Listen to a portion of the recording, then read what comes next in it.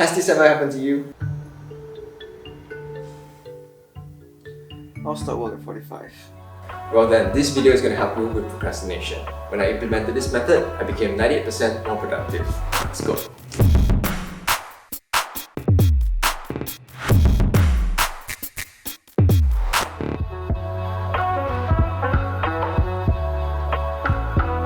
Making lists really streamlines your thoughts and helps you put your workflow in order. Alright, that's all from me today. If there's any other advice...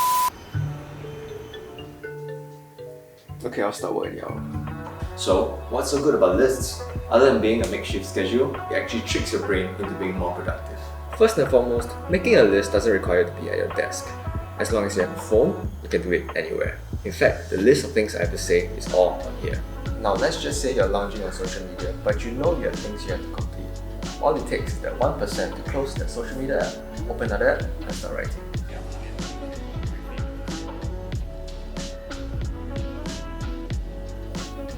You don't even have to get out of bed.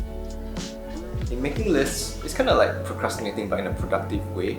You're not really getting work done, but in alpha man terms, you're getting a butt into the gym.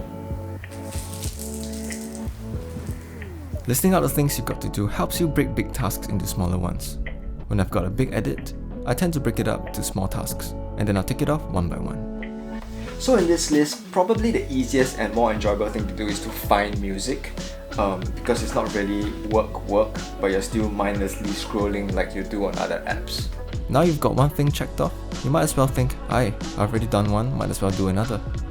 Once again, you've tricked your brain into thinking what a productive donut you are, and you're on your way to completing more tasks.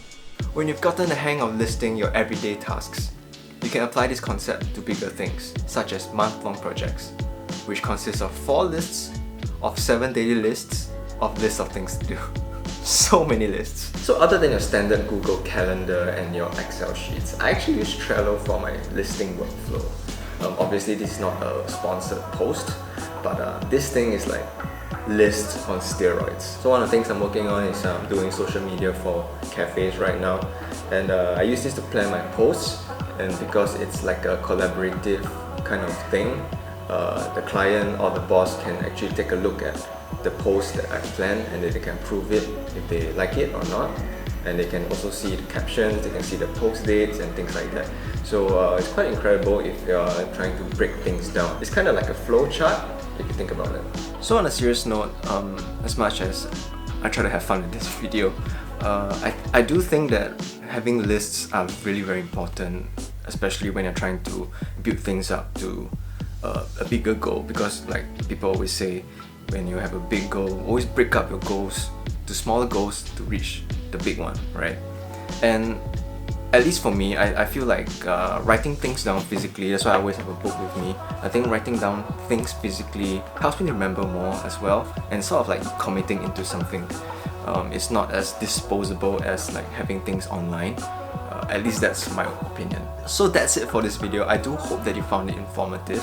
I try my best to help people who have sort of like the same, I wouldn't say problems, but difficulties. I try to help the people with the same difficulties as me, and slowly, you know, when you get a bit older, more experienced, you find tactics to help you to counter these difficulties. So is there anything else that can help you with procrastination and productivity?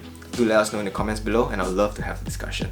Other than that, do help us, drop a like on this video, subscribe if you're new, and we'll see you in the next one. Much love. Ciao. So why are lists good? So why are lists good? So what's so good about lists? Yeah, that's the point.